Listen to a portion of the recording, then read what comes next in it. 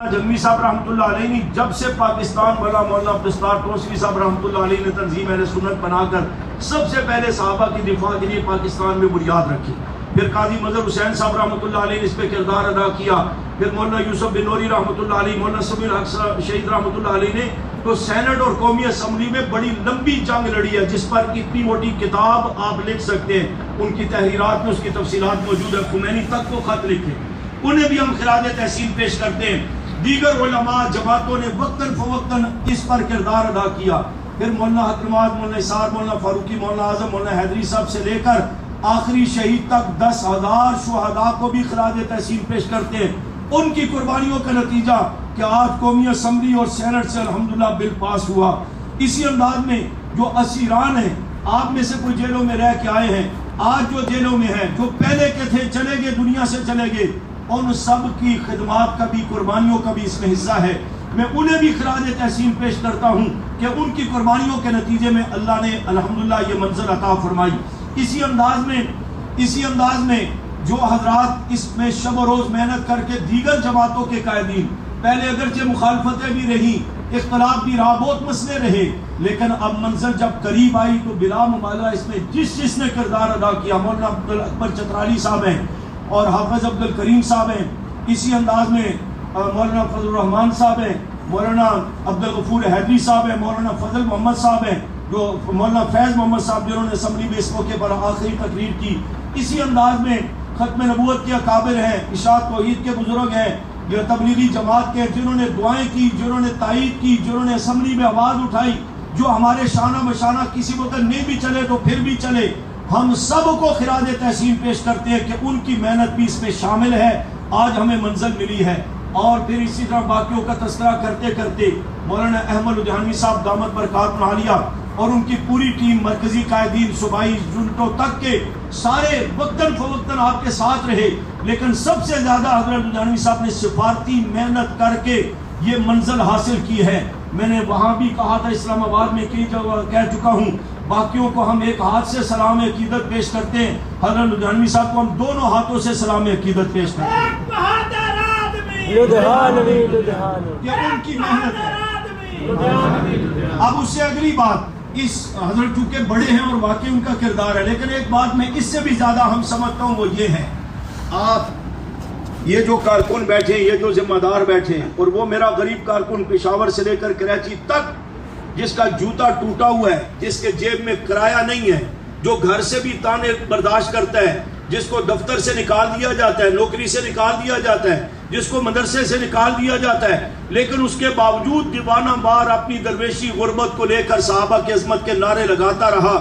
اور شانہ بشانہ چلتا رہا، آواز لگائی ہے، نعرہ لگایا ہے، کندھے سے کندھا ملا کر چلا ہے، جلسہ کیا ہے، جلوس کیا ہے، نشست کیا ہے، اور جناب والا اپنے غربت اور پریشانیوں، گھر میں بیوی بیمار ہے تو اس کو چھوڑ کر صحابہ کی عظمت کے لیے نکلا ہے، والدہ بیمار ہے اس کو چھوڑ کر صحابہ کی عظمت کے لیے نکلا ہے، والد پریشان ہے اس کو چھوڑ کر صحابہ کی عظمت کے لیے نکلا ہے۔ دن کو بلایا تب یہ کارکن نکلا ہے، رات کو بلایا تب یہ کارکن نکلا ہے، اچھے حالات میں بلایا تب یہ آئے ہیں، برے حالات میں بلایا تب یہ آئے ہیں، سردی میں بلایا تب آئے ہیں، گرمی میں بلایا تب آئے ہیں، دھوپ میں بلایا تب آئے ہیں۔ ہر وقت یہ کارکن پورے ملک میں جو اللہ کی رضا کے لیے درویشانہ انداز میں، فقیرانہ انداز میں، مجاہدانہ انداز میں میدان عمل میں نکلا ہے، میرے نزدیک ان باقی حضرات کے خراج تحسین سے زیادہ یہ خراج تحسین کا مستحق ہے۔ ہم اس کی عظمتوں کو سلام پیش کرتے ہیں۔ یہ حق نواز اور موجودہ قیادت تک کا دست بازو نہ بنتا تو شاید یہ منزل ہمیں نہ ملتی۔ اس لحاظ سے آپ سب اس میں سب سے زیادہ خراج تحسین کے مستحق ہیں۔ اللہ آپ کی محنتوں کو قبول فرمائے۔ اب کیا صورتحال ہے؟ جو سوشل میڈیا پر یا باقی جگہوں پر پراپگنڈے ہیں، ہمیشہ کہتے ہوتے ہیں پراپگنڈوں پر نظر نہ رکھا کریں اور نہ ان کو شیئر کیا کریں، ہم خود اس کا حصہ بن جاتے ہیں۔ دیکھیں جی ایسے ہمیں تسلیہ کروا رہے ہیں، کچھ نہیں ہے، ختم ہوگی بات، ختم ہوگی، یہ ہو گیا وہ ہو گیا، اس چکروں میں نہ پڑو۔ حقائق اس میں یہ ہیں کہ آپ کا جو دونوں جگہ سے بل پاس ہوا ہے، وہ پاس ابھی بھی وہ پاس شدہ بل صدر کے ٹیبل پر ہے، جو بل واپس ہوئے اس میں وہ بل نہیں ہے، جو ریجیکٹ ہوئے ہیں اس میں وہ بل نہیں ہے۔ اگر کہیں سے اس کا ثبوت مل بھی جاتا ہے تو بہت عرصہ پہلے کسی کا پیش کردہ ایک بل ہے، شاید وہ واپسی والے کاغذوں میں آیا ہو تو ایک علیحدہ بات ہے۔ جو مولانا عبدالاکبر چترالی صاحب کا پیش کردہ بل ہے وہ ابھی بھی صدر کے ٹیبل پر ہے، آگے وہ دستخط کرتا ہے یا نہیں کرتا، یہ محنت چل رہی ہے، قیادت کے رابطے بھی ہیں، کوششیں بھی چل رہی ہیں، دشمن شور کر رہا ہے، قیادت اپنی حکمت عملی کے ساتھ محنت کر رہی ہے۔ ہمیں اللہ کی ذات پر انشاءاللہ بھروسہ ہے کہ جہاں اسمبلی میں سینٹ میں ہمارا کوئی بندہ نہیں تھا تو اللہ نے وہاں سے یہ کام کروایا ہے، تو انشاءاللہ اللہ پاک یہاں بھی کامیابی دیں گے، ٹھیک ہے۔ اس کے لیے پراگنڈوں میں جانے کے بجائے آپ دعا کریں، اللہ سے رابطہ کریں، اللہ سے مانگیں کہ یا اللہ ہماری عزتوں کا مسئلہ نہیں، آپ کے نبی اور نبی کے صحابہ کی عزتوں کا مسئلہ ہے، ان کی عزتوں کا واسطہ، ان کی عزتوں کی خاطر اللہ اس منزل پہ بھی ہمیں کامیابی عطا فرما۔ دوسری طرف بات یہ ہے، اگر خدا نخواستہ یہاں کوئی بیرونی دباؤ آ جاتا ہے، کوئی گڑبڑ ہو جاتی ہے، روک دیا جاتا ہے، تو آپ کا کیا خیال ہے، ہم کام چھوڑ دیں گے؟ یہ جماعت ہم نے چھٹی دے دی ہے، جماعت ختم ہوگی کہ بل پاس ہو گئے؟ ہمارا کام تو چل رہا ہے، ہم پہلے بھی اللہ کے فضل سے 36 سال سے چل رہے ہیں، ہم آئندہ بھی ساری زندگی چلیں گے اللہ کی توفیق سے۔ ہم نے اپنی محنت کو جاری رکھنا ہے، پاس ہو گیا تب بھی کام جاری ہے، اگلا کام کریں گے۔ اگر خدا نہ خواستہ رکاوٹ ڈال دی گئی اور زیادتی کی گئی تو انشاءاللہ ہم نے مایوس نہیں ہونا، ہم نے اپنی جد و جہد کو جاری رکھنا ہے جب تک ہمیں منزل نہیں ملتی ہے۔ اس کے لیے تیار ہے نا آپ؟ یہ محنت جاری رکھیں گے انشاءاللہ، اس لیے مایوسی نہ پھیلائیں، نہ افواہوں سے متاثر ہوں، اپنی محنت کو جاری رکھیں، اپنے کام کو مضبوط کریں، رابطے مضبوط کریں، اتفاق پیدا کریں، متحد ہو جائیں اور محنت کے ساتھ آگے چلتے رہیں۔ کوئی اپنے لبادے میں بھی آ کر کے مخالفت کر رہا ہے تو اس سے ویسے بھی پریشان نہیں ہونا چاہیے۔ دن کو جمعے کے بیان میں بھی میں نے کہہ دیا، بسا اوقات بعض لوگ اس وجہ سے بھی پراپگنڈے کرتے ہیں۔ وہ ایک مثال ہے کہ مولوی صاحب بیان کر رہے تھے اور انہوں نے کہا جی کھوتا حلال ہے،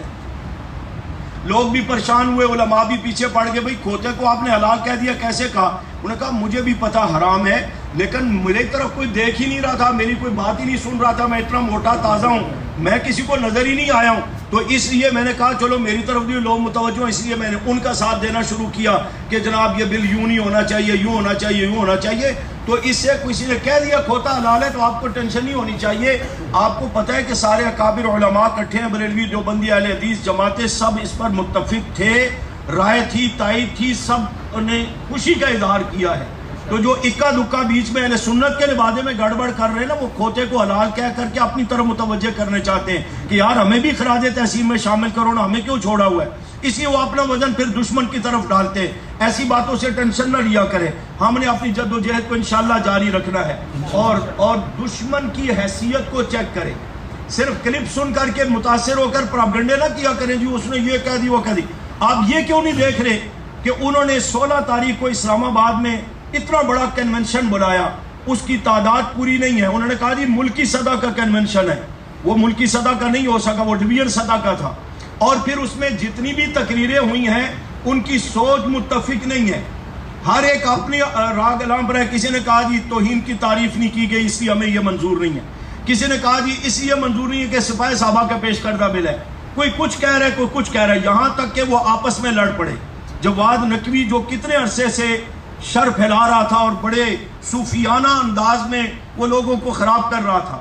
ہم نے اس کو اسلام آباد کے کنونشن میں کہا تھا کہ حکومت چیک کرے یہ غیر ملکی ایجنٹ ہے، یہ کیا کر رہا ہے، کس کی ڈیوٹی پاکستان میں سر انجام دے رہا ہے۔ اب شیعہ اس کو کہہ رہے ہیں کہ یہ اسرائیل کا ایجنٹ ہے، جو کلپ سن رہے ہیں ان کو پتہ ہے کہ وہ آپس میں لڑ رہے ہیں۔ ایک بدبخت نے یہاں تک کہا، انہوں نے کہا ہمیں غصہ کرتے ہو جی کہ اسمبلی سے وہاں سے بل پاس ہو گئے، میں تو نہیں بیٹھا ہوں، جن کو تم کالے کپڑے دیکھ کر کے ووٹیں دیتے ہو ان بغیرتوں سے پوچھو نا تمہارے ہوتے وہ کیوں پاس ہوا۔ وہ بکھلاہٹ کا شکار ہے، اس لیے وہ تبرے بھی زیادہ کر رہے ہیں۔ اب یکم ربیع الاول کی بھی انہوں نے کال دی ہوئی ہے، انشاءاللہ اللہ کی ذات پر آپ بھروسہ رکھیں، وہ اس میں بھی ناکام ہوں گے، اس لیے تو ننگے ہو چکے ہیں۔ وہ حکمرانوں سے اداروں سے بات کرتے ہیں جی ہمیں منظور نہیں ہے، وہ کہتے ہیں تمہیں تکلیف کیا ہے؟ جب تم کہتے ہو ہم گستاخ نہیں ہیں تو پھر تمہیں کیا تکلیف ہے؟ وہ لاجواب ہے بھائی، اس میں تو اہل بیت کا بھی ذکر ہے، اب اس میں بھی لاجواب ہے۔ ان بچاروں سے کوئی بات بن نہیں پا رہی، اسی وہ پریشان ہے، بکھلاہٹ کا شکار ہے۔ ہاں سازشوں میں یا بیرونی طاقتیں ان کی پشت پر ہے، وہ کچھ نقصان کی صورت بنا سکتے ہیں، لیکن الحمدللہ اب ان کی وہ پہلے والی پوزیشن نہیں ہے، اس وقت وہ بہت نچلی سطح پر جا چکے، اس لیے ان کو فاروقی صاحب نے للکارا ہے کہ اتنے دن ہو گئے تم احتجاج کیوں نہیں کر رہے؟ تمہیں اگر یہ منظور نہیں تھا تو بات جب تازہ ہوتی ہے تو احتجاج ہوتا ہے نا، اب ربیع الاول کا انتظار کر رہے، اس کا مطلب ہے کہ اندر کچھ گڑبڑ ہے، اس لیے وہ مایوس ہے۔ کچھ صورتحال ضرور بنتی ہے کہ وہ باہر بنتا ہے بادل کا، بلبلے بنتے ہیں، لیکن ان بلبلوں کو میں طاقت نہیں ہوتی، وہ ختم ہو جایا کرتے ہیں۔ اس لیے آپ اللہ سے رابطہ رکھیں، دعا کریں کہ یا اللہ یہاں تک کامیابی دی ہے، جو بات رہ گئی اس میں بھی کامیابی عطا فرمائے۔ اللہ مہربانی کرے گا، نہیں تو ہماری جد و جہد، ٹوٹا پھوٹا یہ عمل اور یہ جان، یہ خون، یہ پسینہ پہلے بھی اللہ کی توفیق سے اس کام کے لیے، نظریے کے لیے تھا، صحابہ کے لیے تھا۔ بقیہ زندگی بھی انشاءاللہ ہم سب کی صحابہ کے نام، ہم سب کی زندگی انشاءاللہ صحابہ کے نام۔ اس محنت کو ہم چھوڑیں گے نہیں، اپنی جد و جہد کو جاری رکھیں گے۔ اللہ میرا اور آپ کا حامی و ناصر